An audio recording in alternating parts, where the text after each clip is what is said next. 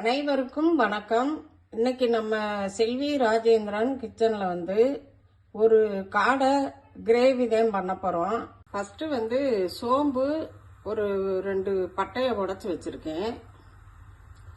அப்புறம் பார்த்தீங்கன்னா இஞ்சியும் பூண்டையும் பேஸ்ட்டாக அரைச்சி வச்சுருக்கேன். அப்புறம் சின்ன வெங்காயத்தை இடித்து வச்சுருக்கேன். கொஞ்சமாக கொத்தமல்லி தலையை கட் பண்ணி அலசி வச்சுருக்கேன். 2 தக்காளியை நீல வாக்கில் கட் பண்ணி வச்சுருக்கு. இது ஒரு 5 காடையை மஞ்சத்தூள் போட்டு நல்லா கழுவி வச்சுருக்கு. இது தேவையான அளவு எண்ணெய் சேர்த்துக்கலாம். சோம்பும் பட்டையும் சேர்த்துக்கலாம். இடித்து வச்ச வெங்காயத்தை சேர்த்துக்கலாம். இந்த ஸ்டேஜில் இஞ்சி பூண்டு பேஸ்ட்டு போட்டுக்கலாம். இஞ்சி பூண்டு பேஸ்ட்டு நல்லா வதங்கிடுச்சு. இந்த நேரத்தில் கொத்தமல்லி தழை இப்போ நறுக்கின தக்காளி இருக்கு.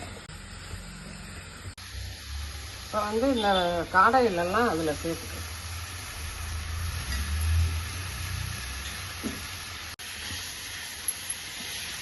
காடை நல்லா கலர் மாதிரி ஓரளவுக்கு ஆவிலேயே கொஞ்சம் வெந்திருக்கு. குழம்பு மிளகாப்பொடி ஒரு சின்ன ஸ்பூனில் 3 ஸ்பூன் சேர்த்துக்கிறோம். கரம் மசாலா பவுடர் கொஞ்சமாக சேர்த்துக்கிறோம்.